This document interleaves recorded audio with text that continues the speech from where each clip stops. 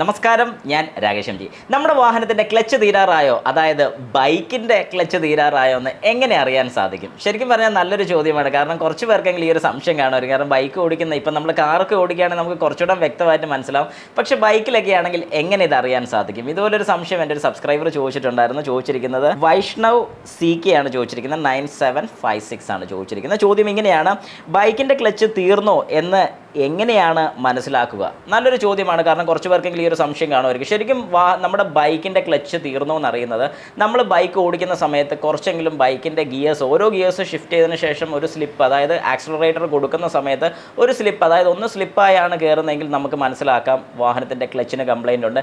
ഇനി അതല്ല, നമ്മൾ വാഹനം ഓടിക്കുന്ന സമയത്ത് നമുക്ക് നോർമലായിട്ട് കിട്ടുന്ന ഒരു ഫ്യൂൽ എഫിഷ്യൻസി ഉണ്ട്. ആ ഒരു എഫിഷ്യൻസി നമുക്ക് കിട്ടുന്നില്ലെന്നുണ്ടെങ്കിൽ, സാധാരണ നമുക്ക് 1 ലിറ്റർ പെട്രോൾ അടിച്ചു കഴിഞ്ഞാൽ അല്ലെങ്കിൽ 100 രൂപയ്ക്ക് അടിച്ചാൽ ഇത്രയും ഓടും എന്നുണ്ടെന്നുണ്ടെങ്കിൽ അടുത്ത പ്രാവശ്യം അതുപോലെ ഫില്ല് ചെയ്തതിന് ശേഷം അതുപോലെ ഫ്യൂൽ എഫിഷ്യൻസി കിട്ടുന്നില്ലെന്നുണ്ടെങ്കിലും ക്ലച്ച് സ്ലിപ്പാണ്. കാരണം നമ്മൾ ശ്രദ്ധിക്കാതെ പോകുന്ന ഒരു ക്ലച്ച് സ്ലിപ്പാണെന്നുള്ളത് നമ്മൾ മനസ്സിലാക്കുക. പക്ഷേ ഒരു തവണ മാത്രം മൈലേജിന് ഒരു ഡ്രോപ്പ് കാണിച്ചെന്ന് പറഞ്ഞുകൊണ്ട് അത് ക്ലച്ചിൻ്റെ കംപ്ലയിൻ്റ് ആയിരിക്കത്തില്ല.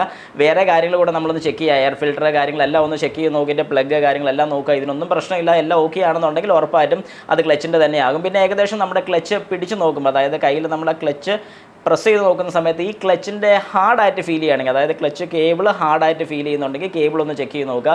ഇനി കേബിളിൻ്റെ കംപ്ലയിൻ്റ് അല്ല, ക്ലച്ചിൻ്റെ പ്രഷർ പ്ലേറ്റിൻ്റെ തന്നെയാണ് ആ ഹാർഡ്നെസ് ഫീൽ ചെയ്യുന്നതെങ്കിൽ ഉറപ്പായിട്ടും ആ ക്ലച്ച് മോശമായി തുടങ്ങിയിട്ടുണ്ട് എന്ന് തന്നെയാണ് നമുക്കതിൻ്റെ സൂചന തരുന്നത്.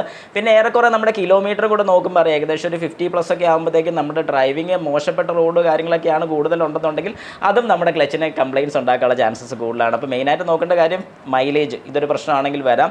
ക്ലച്ച് സ്ലിപ്പ് ഉണ്ടോ എന്ന് നോക്കുക. ക്ലച്ച് സ്ലിപ്പ് അറിയാൻ വേണ്ടി ഞാൻ ഈ പറഞ്ഞൊരു ഫസ്റ്റും സെക്കൻഡ് ഗിയറിലൊക്കെ കുറച്ച് ആക്സിലറേറ്റർ കൂടുതൽ കൊടുക്കുന്ന സമയത്ത് നമ്മുടെ വാഹനം RPM മാത്രം കയറി നിന്ന് എൻജിൻ പുള്ളി ചെയ്തുകൊണ്ട് പോകാതെ വലിച്ചുകൊണ്ട് പോകുന്നില്ലെന്നുണ്ടെങ്കിൽ നമ്മൾ ഉറപ്പായിട്ട് മനസ്സിലാക്കണം നമ്മുടെ വാഹനത്തിൻ്റെ ക്ലച്ചിന് കംപ്ലയിൻ്റ് ആണ്.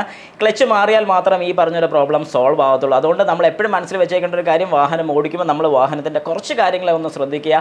അതായത് ഇതുപോലെ എന്തെങ്കിലും രീതിക്ക് സ്ലിപ്പോ അല്ലെങ്കിൽ നമ്മൾ വാഹനത്തിൻ്റെ ഫ്യൂൽ എഫിഷ്യൻസി കുറവ് കാണിക്കുന്നുള്ളൂ. ഒരു തവണയല്ല ഞാൻ പറഞ്ഞുള്ള 2-3 തവണ നമ്മൾ ഫ്യൂൽ എഫിഷ്യൻസി ഒന്ന് ചെക്ക് ചെയ്ത് നോക്കുക. അതായത് 100 രൂപയ്ക്ക് ഫില്ല് ചെയ്യുന്ന സമയത്ത് എത്ര കിലോമീറ്റർ വാഹനം ഓടുന്നുണ്ടെന്നുള്ളത് ജസ്റ്റ് ഒന്ന് നോക്കുക. അത് നോക്കിയതിന് ശേഷം അത് നമുക്ക് കൃത്യമായിട്ട് കിട്ടുന്നില്ലെങ്കിൽ നമുക്ക് മനസ്സിലാക്കാം. അതുപോലെ തന്നെയാണ് CVT വാഹനങ്ങൾ അല്ലെങ്കിൽ സ്കൂട്ടേഴ്സ് കാര്യങ്ങളൊക്കെ, അതിൻ്റെ ബെൽറ്റിന് എന്തെങ്കിലും കംപ്ലയിൻ്റ് ഒക്കെ ഉണ്ടോ, വാഹനം നോർമലായിട്ട് കിട്ടുന്ന മൈലേജും കാര്യങ്ങളൊക്കെ കിട്ടുന്നുണ്ടോ, ഇതൊക്കെ ചെക്ക് ചെയ്ത് നോക്കുക. ഇടയ്ക്കെങ്കിലും നമ്മൾ ചെക്ക് ചെയ്യുക. അല്ലാതെ ആ ഒരു കണ്ടീഷൻ തന്നെ ഓടിക്കൊണ്ടിരുന്നു കഴിഞ്ഞാൽ വാഹനത്തിന് കംപ്ലയിൻറ്റ് വരാനുള്ള ചാൻസ് കൂടുതലാണ്.